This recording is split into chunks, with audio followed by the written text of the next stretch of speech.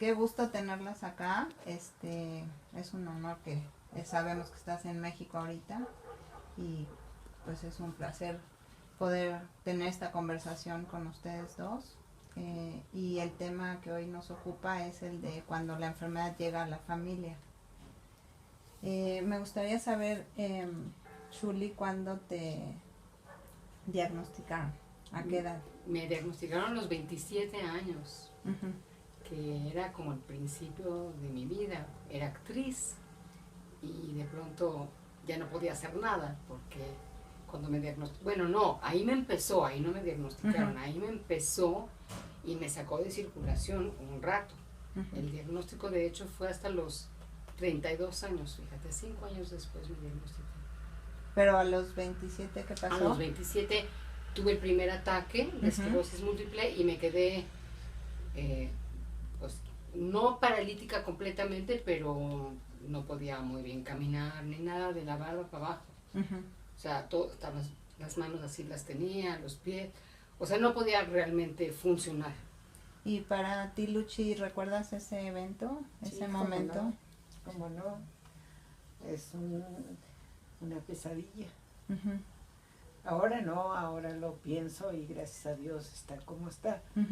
Pero en ese momento sí fue algo que no sabíamos de qué se trata, yo no sabía de qué se trata, entonces fue difícil, fue muy difícil.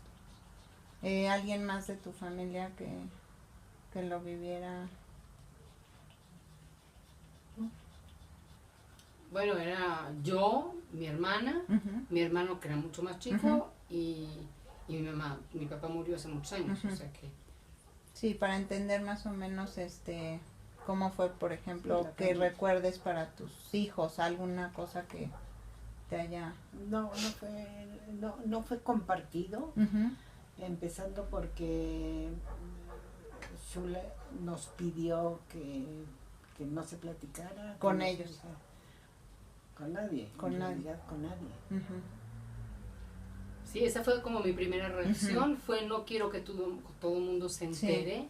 Y entonces todo el mundo está pensando, ay, pobrecita, ay, qué barbaridad, ay, qué drama, porque yo creo diferente, yo creo que la vibra, digamos, en calor de mi generación, la vibra que te echa otra gente, te afecta, sí. ¿no? Entonces, en lugar de que todo el mundo estuviera pensando en mí, pensando, ay, pobrecita, no va a poder caminar, se va a poner peor, no sé qué, yo preferí, como sabes que déjame encontrar mi camino primero y luego, poco a poquito, yo decido a quién sí le digo. No es que mi hermana no supiera, sí sabía, pero no se hacía mayor drama al respecto. Sí, era algo no muy nombrado en la familia. Exacto. Yo no me acuerdo mucho, la verdad, de cómo era la onda en la familia, pero sí me acuerdo de que no quería que mi mamá le estuviera contando a todas sus amigas, a todo el mundo de afuera, claro. Pues.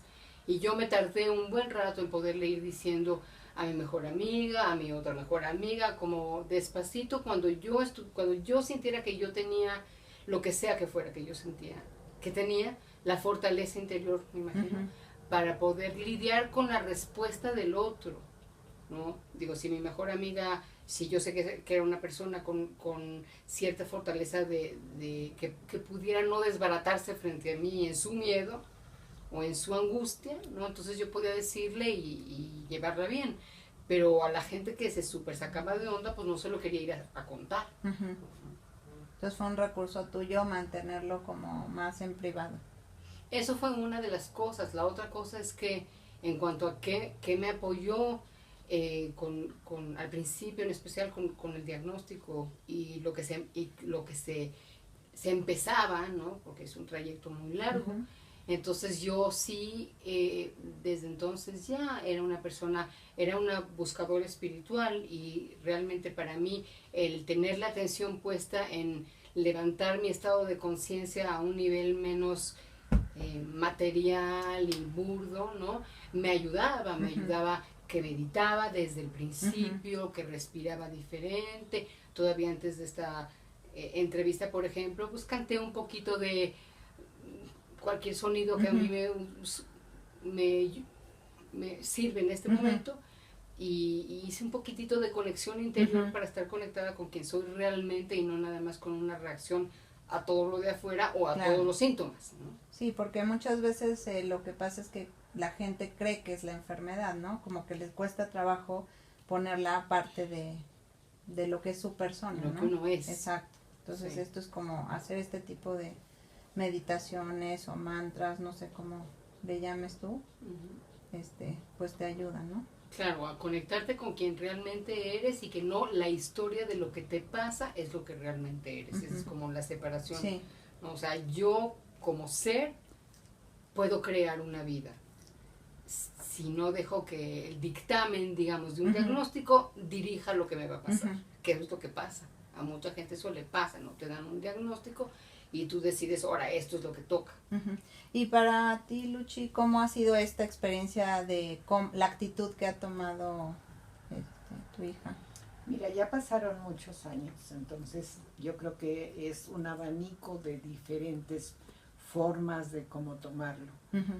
Al principio, pues sí me saqué de onda totalmente porque no sabía cómo actuar para que ella estuviera tranquila con contarme a mí, con participarme a mí, y por supuesto que yo quería estar presente. Sí.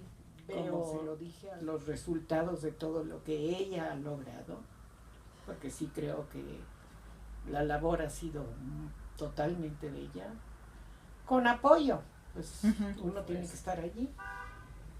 Ok, ¿y qué tipos de apoyo has utilizado, que te ha funcionado?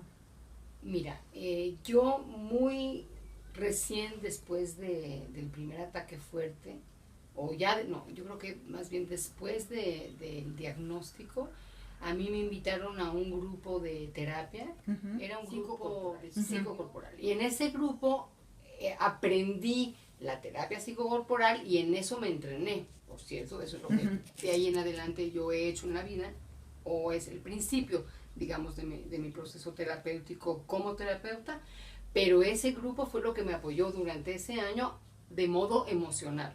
Tenía por un lado mi práctica espiritual, primero. Segundo, tenía este grupo como para mi práctica para mi sanación emocional, que no es fácil. ¿Y qué hizo? ¿Qué hizo en ti ese grupo? Mira, antes que nada era un lugar donde yo podía expresarme, expresar, por supuesto, mi miedo y mi frustración, que no puedo con esto, que no puedo con el otro, ¿no? Pues ha de haber sido como una frustración con miedo, lo que era cómo voy a hacer todo lo que estoy sintiendo que voy a tener que hacer, porque era un cambio radical de vida, en el que si bien claro que tenía el apoyo de mi mamá y de mis amigos en el sentido de haz lo que tú quieras, lo que te haga bien, no era fácil, o sea, implicó salirme de la ciudad, implicó cambiar de vida, y cambiar de vida se dice fácil, pero no fue nada fácil. Y en perdón que te interrumpa, en ese grupo, ¿cómo funcionaba el grupo y qué pasaba con los otros integrantes?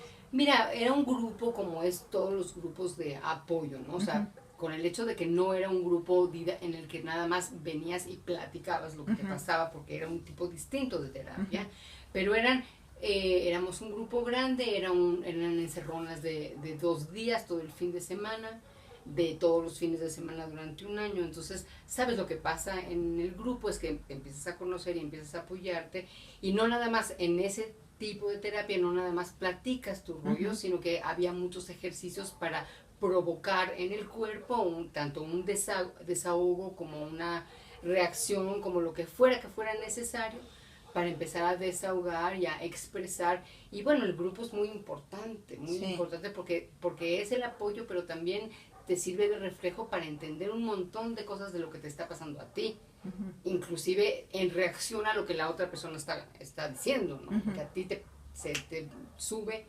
a la conciencia, y me hice pues un poquito de todo, cambié mi manera de comer, me hice terapias de todos esos estilos. Entonces, a ver, tú estás incluyendo en tu proceso de sanación varias cosas, terapia de grupo, terapia personal, porque había también terapia personal. ¿Qué tipo de orientación? Pues era lo mismo, era todo psicocorporal. Okay. O sea, ese fue el camino que... Y después, cuando ella empezó con las medicinas alternativas, que algunas fueron verdaderamente muy raras, Julita, muy raras.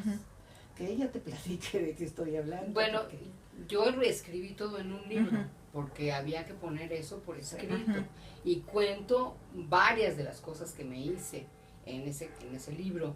¿Este libro es reciente? Este libro recién lo escribí, es ¿Sí? Se llama, está nada más en inglés por el momento, se llama, si lo traduzco, Esperanza más allá de la enfermedad, una guía para vivir bien con enfermedad crónica. Entonces aquí cuento de entrada muchas de esas experiencias con medicina alternativa, y luego le ayudo a la persona, al lector, a cambiar la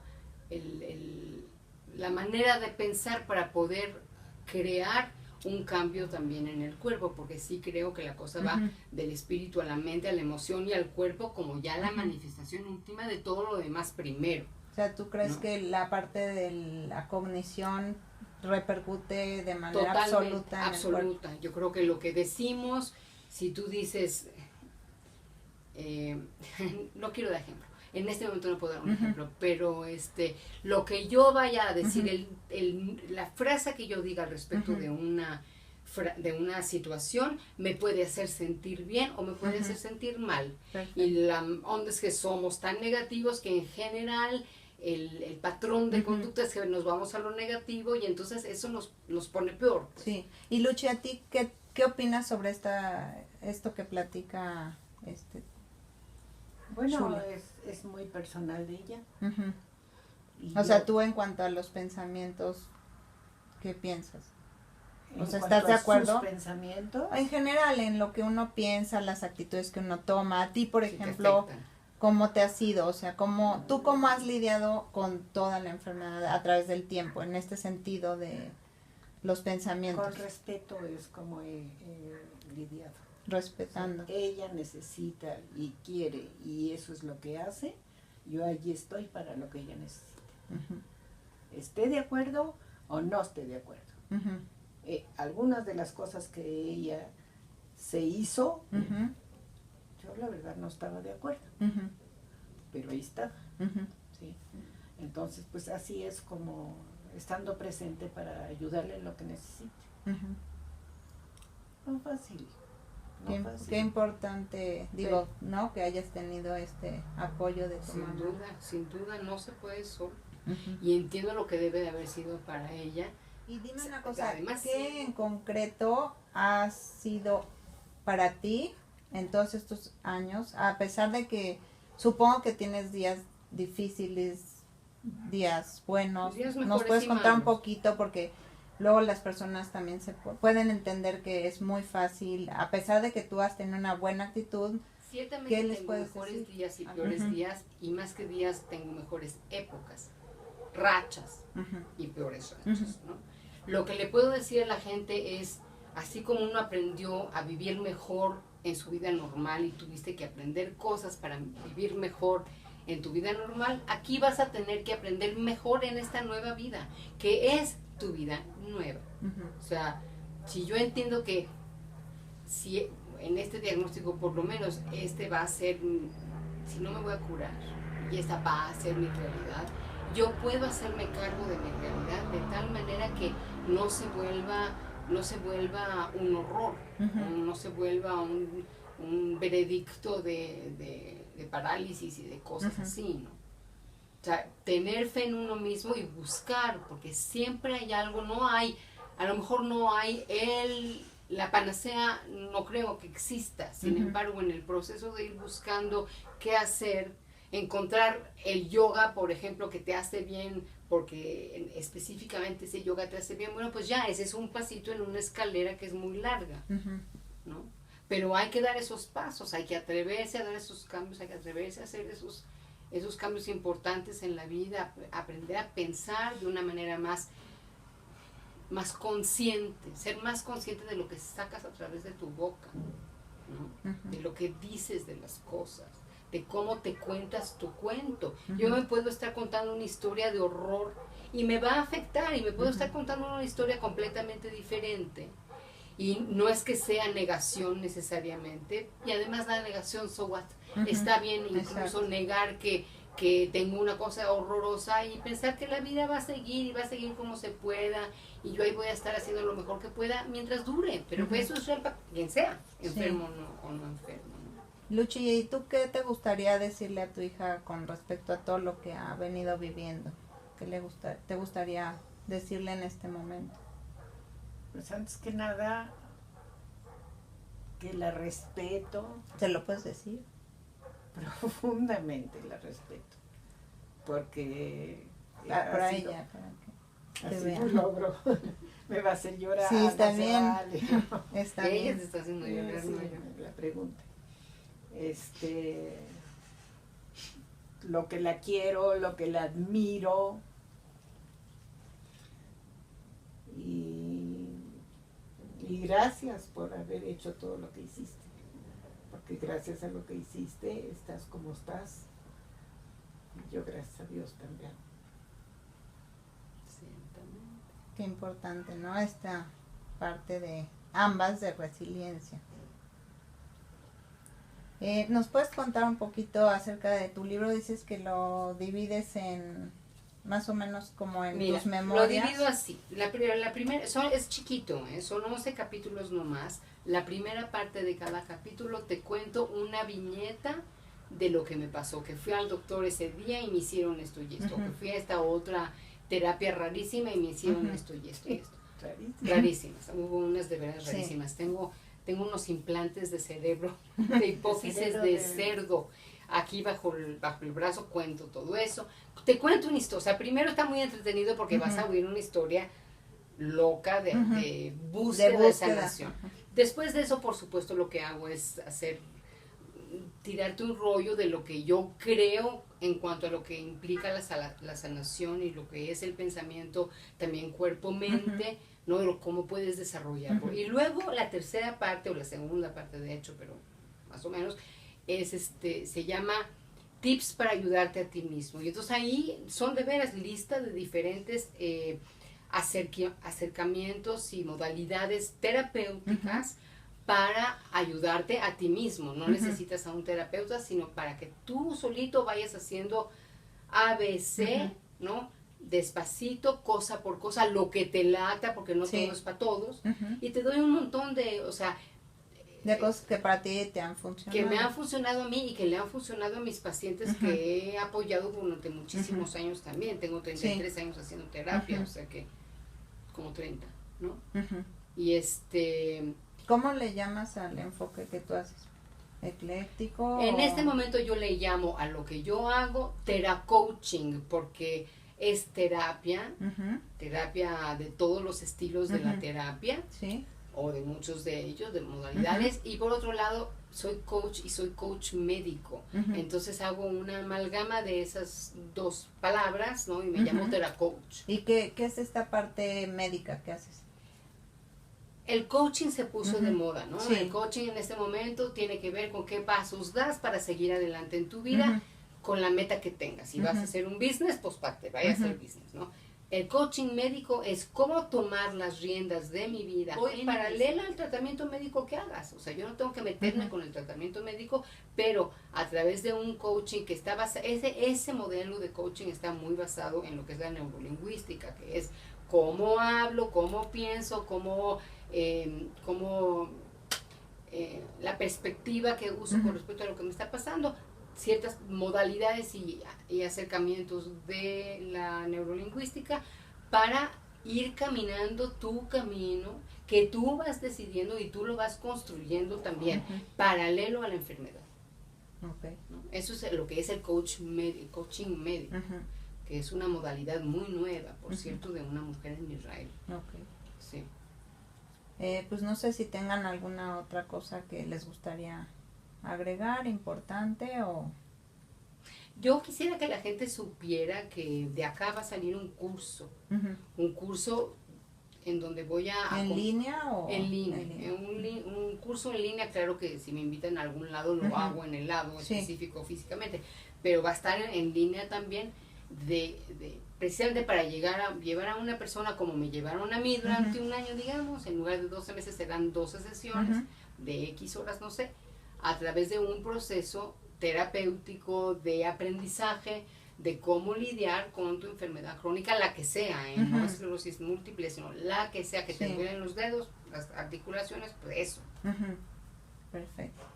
Pues muchísimas gracias, un gusto que nos hayan concedido esta entrevista. Y gracias por venir a entrevistarnos. Yo sí quiero decirle a la gente que hay esperanza, siempre hay esperanza, es lo que uno no puede